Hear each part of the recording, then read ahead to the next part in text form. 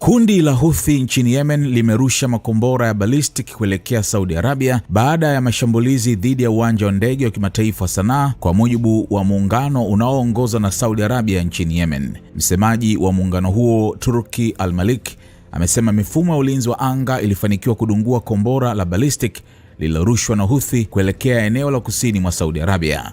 Mifumo ya ulinzi wa anga imedungua tishio la kombora la ballistic lililorushwa na wanamgambo wa kigaidi wa Houthi kuelekea eneo la kusini, Al-Malik alisema kupitia chapisho kwenye mitandao ya kijamii. Mvutano huo umefuatia shambulizi lilolenga uwanja wa ndege wa Sanaa, mji mkuu wa Yemen unaodhibitiwa na Houthi.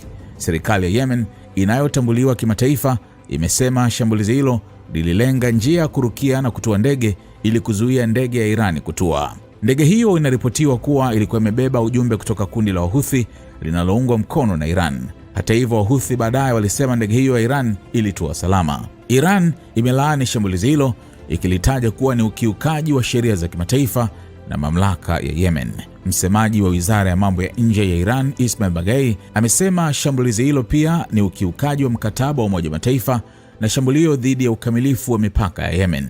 Tukio hilo limeongeza mvutano mpya katika mgogoro wa Yemen, ambako Houthi wanadhibiti Sanaa, huku serikali inayotambuliwa kimataifa ikiendesha shughuli zake kutoka Aden kwa msaada wa Saudi Arabia na washirika wengine wa Ghuba.